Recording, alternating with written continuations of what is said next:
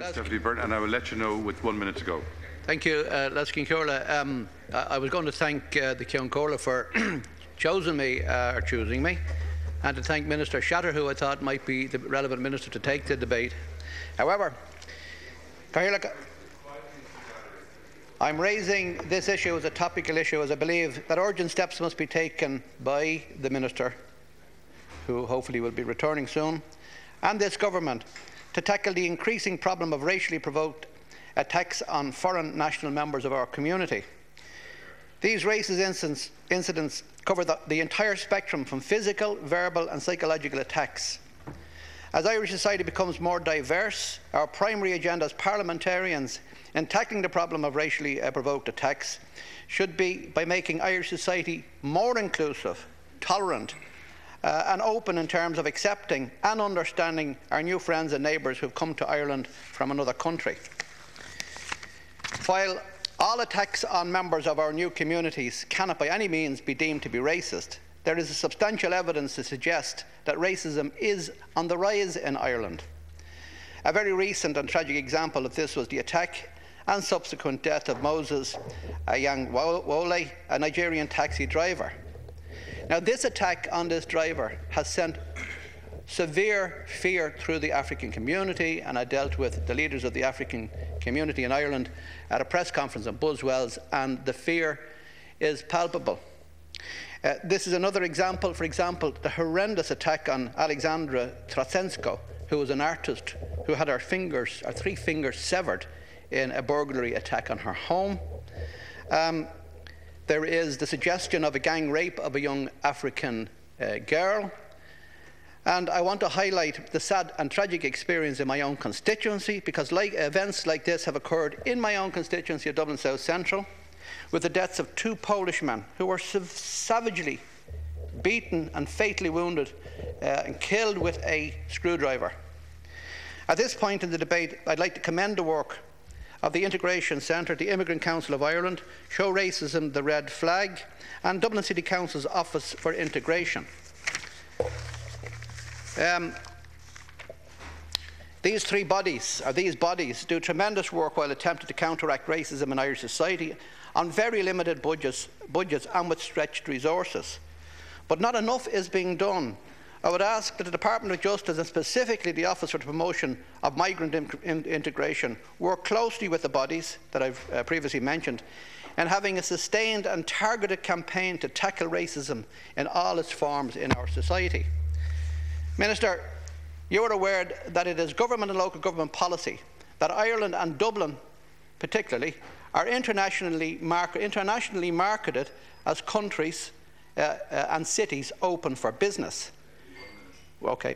We, for example, market Dublin as an open, friendly, tolerant, diverse and welcoming city.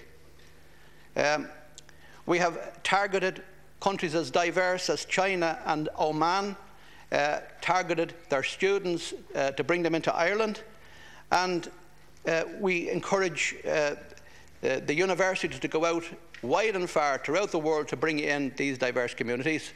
The Department of Health, for example, is bringing in lots of Indians and Pakistanis to service and to fill the gaps of skills that don't exist in this country. So I think it's important that we take urgent action to prevent the spread of racism. If racism and specifically racially motivated attacks continue to occur, this will have a detrimental impact on the economic progress of our society. The reputational damage, Minister, the reputational damage for Ireland or Dublin, if racism is to get a foothold, is massive. For this country to exist, the current economic crisis, to exit the current economic crisis, it is essential that we are seen as an attractive place for inward investment.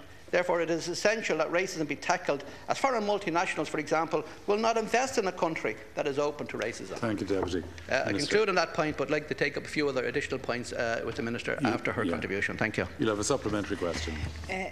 Thank you, Caherlick, and I would like to compliment the Deputy on his ongoing commitment to this issue. It's not today or yesterday that he's spoken out in relation to racism. Recent attacks on foreign national members of the community are the subject of ongoing Garda investigation, and therefore no comment can be made on these cases. or whether any racist motivation was involved. Any such attack must be strongly condemned, and I would urge anyone with any information that could assist the Gardaí in their investigations to contact them.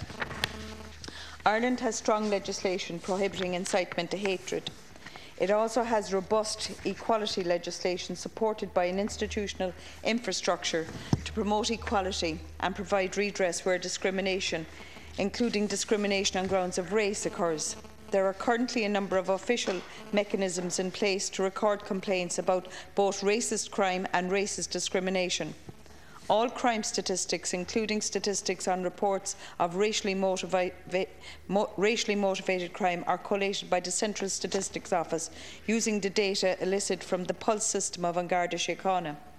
Information on reported criminal racist incidents from 2006 onward is publicly available on the website of the Office for the Promotion of Migrant Integration and is broken down into 10 different categories of crime. The Central Statistics Office advised me that a further breakdown of the data in relation to, for example, gender, geographic location is not made publicly available, as it might lead to the identification of individual cases. The trends in these statistics are monitored by the Office for the Promotion of Migration Integration and are updated regularly. There is no evidence of a significant upward trend in reported incidents of racist crimes. In 2009, the total number of reported racist crimes was 128. In 2010, the total number of reported racist crimes was 122, and the total number reported for the first 3 quarters of this year was 112. There is, however, no room for complacency, and the Government is committed to combating and challenging any and all manifestations of racism. Depending on the nature of the racist incidents, members of the public can report to a number of other organisations besides An Garda Síochána, including the Equality Authority, the Equality Tribunal Complaints, Rediscrimination in the Provision of Goods and Services and Employment, the Garda Síochána Ombudsman Commission for complaints against members of the force, the Press Ombudsman's Office, the Crime Victims Helpline and the Irish Internet Hotline. Contact information about the various organisations and the avenues available to the public, in addition to a range of statistics on reported incidents, are available on the website of the Office for the Promotion of Migrant Integration, and also the organisations which the Deputy very clearly have identified have played an enormous part in ensuring that people who come to us from abroad are helped in relation to integration. Ireland was one of the first states in the EU and indeed in the world in developing a national action plan against racism. When the plan was launched in 2005, it was conceived as a 4-year programme to run until the end of 2008. It was designed to provide strategic direction towards developing a more intercultural and inclusive society in Ireland, and was largely integration driven. Under the plan, support was provided towards the development of a number of national and local strategies promoting greater integration in our workforce and workplace, and in An Garda Síochána, the health service, and in our education system, in the arts, sports and within our local authorities. All of the things that the Deputy have outlined. The remainder of the answer, Carla, will be available to the Deputy. Thank you. Deputy Byrne, you have 2 minutes for 2 minutes, thank you, Carla. Look, I didn't realise, I thought it was Minister Shatter I was going to be dealing with, so I don't want to wish to embarrass him in his absence, but what I would have said if he was here was that, Minister, this gentleman, Councillor Scully from Naas, has done irreputable harm to race relations, particularly in the Kildare area. He has achieved notoriety by his statements, and if I could be cruel enough to our coalition partners to suggest that the leadership of Fine Gael are very, very slow in properly reprimanding that gentleman who's caused untold, undermined completely the work that people who are engaged in integration policies has done. He should have been, quite frankly, expelled from the Fine Gael party the day he did that radio interview. I'm pleading essentially, Cian Corlett, I'm pleading essentially, in the absence of a Minister for Integration, we used to have ministers, specifically a junior minister, who would work very closely with the Office for Integration, Dublin City Council, in targeting racism and bringing about integration. there's a bit of a disjoint there, and I would really appeal to the government to make sufficient funding available, particularly to the Office for Integration in Dublin, that they can work more positively in addressing the integration issue and combating racism. Can I just applaud Dublin City by reminding those of you who are present that Dublin, thankfully, has been found to be number 4 in the top 4 of the 29 cities that the Council of Europe examined.